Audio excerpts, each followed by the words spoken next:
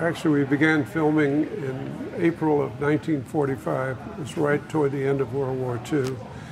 They had started making the film in 1938 and with a different cast and a different young boy, but it got into a lot of different problems, and they decided to just shut it down. Spencer Tracy was the lead, and he hated the movie, and he didn't want to do it anymore. And of course, World War II was just about ready to break out, so they just abandoned shooting it.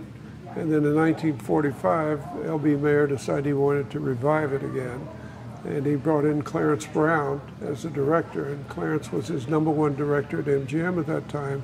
He just directed National Velvet with Elizabeth Taylor. He had a long history at MGM with a lot of the different movie stars that were very active during that period. So he was still, as I say, the #1 director there. And he did not like the way they were going after the young boy to play the role, because they'd been sending out talent scouts throughout the South. He wanted a Southern boy. And they would announce, run an ad in the newspaper and say, we're looking for a young boy, 10 years old, blonde hair to play in this movie, bring him down to the hotel if you were interested. Of course, they got 10-year-olds, 8-year-olds, 20-year-olds. They got people from all over the world, all over the city. And they thought, Clarence thought this was not a way to do it, so he decided to do it a different way.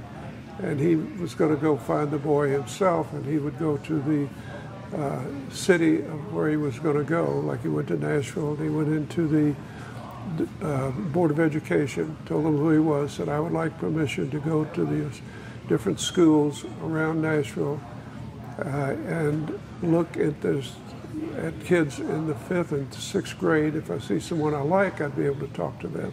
If I don't, I'll leave. Nobody knew that I came. And that's how he found me. It was at a school in Nashville. And long story short, I ended up going to Hollywood 2 months later and started the film in April.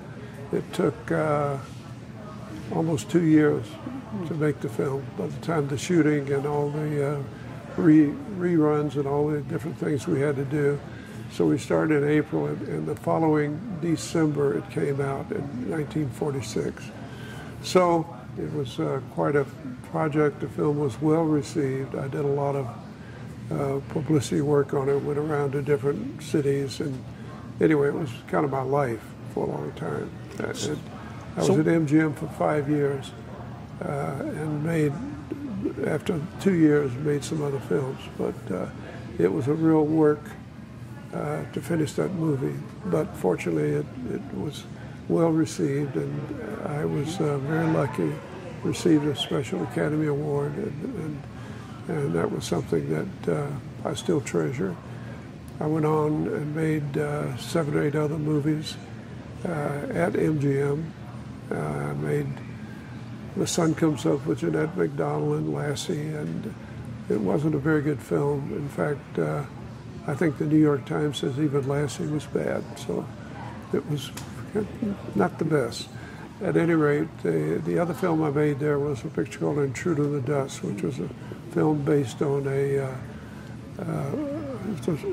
dealing with race relations in the South, and it was a William Faulkner story, which MGM was not happy to produce because it dealt with a subject matter that was still too hot to handle, but it still is something that shows in film noir films all over the country.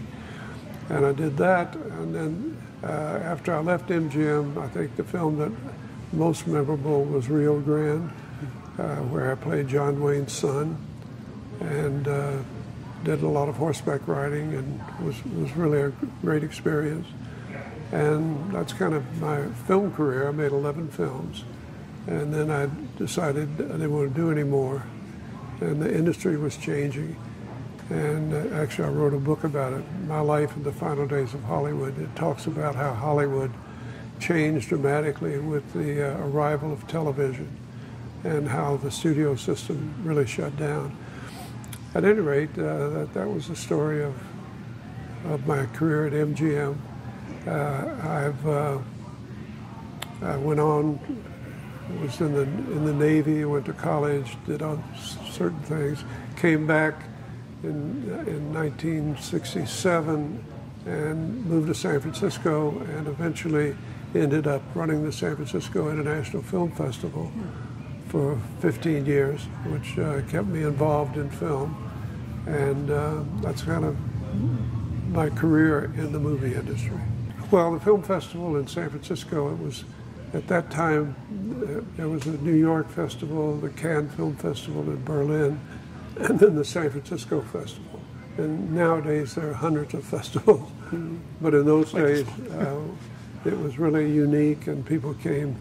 We did a lot of tributes, retrospectives, and invited people up from Hollywood, which was only an hour away by plane.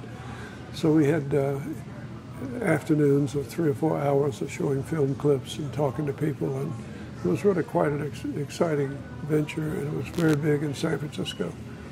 So I did that until 1980, and then decided I didn't want to be an old San Francisco Film Festival director, and moved on to something else. I didn't want to continue. I was still interested in films. In fact, I was the executive producer of a film called Fillmore, which was the closing of the Fillmore Rock Museum in San Francisco that Bill Graham had. And this was a film that we made, which is still showing around the 20th Century Fox Bar.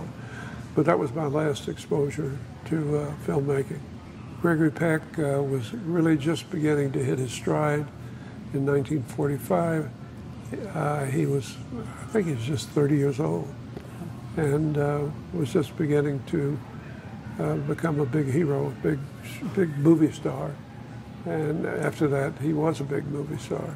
And but in those days, he was wonderful to work with, because he was working with animals, which is difficult.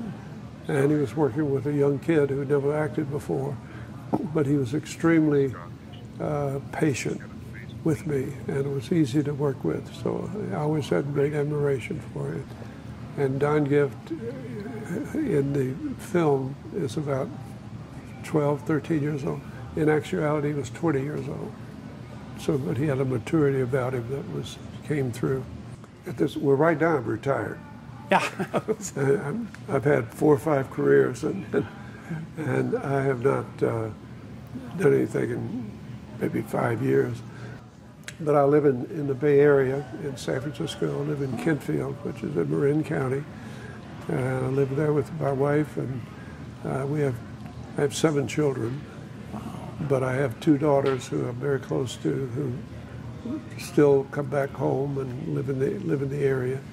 And so I'm very devoted to my family, and I enjoy travel, and I enjoy my life. I think I worked since I was 10 years old, and I think when I decided that was enough, I didn't realize how much I needed to get away and get a different life, and it's been very wonderful. I love going to these festivals. I love seeing people that know my films. Most of the people, it's the Nostalgia Film Festival, and these are people who see movies that I happen to be in. And I think it's been a great experience for me. I've met a lot of wonderful people, and so it's something that's fun. I love coming to Lone Pine. It's my 2nd year, and I've just started doing this. Pat Wayne, who we've talked earlier, who's John Wayne's son, and I are very close friends. And Pat's the one who put me on to these events and said, you ought to come, you'll enjoy it. So I've done a couple of them, 3 of them, and I've had a great time.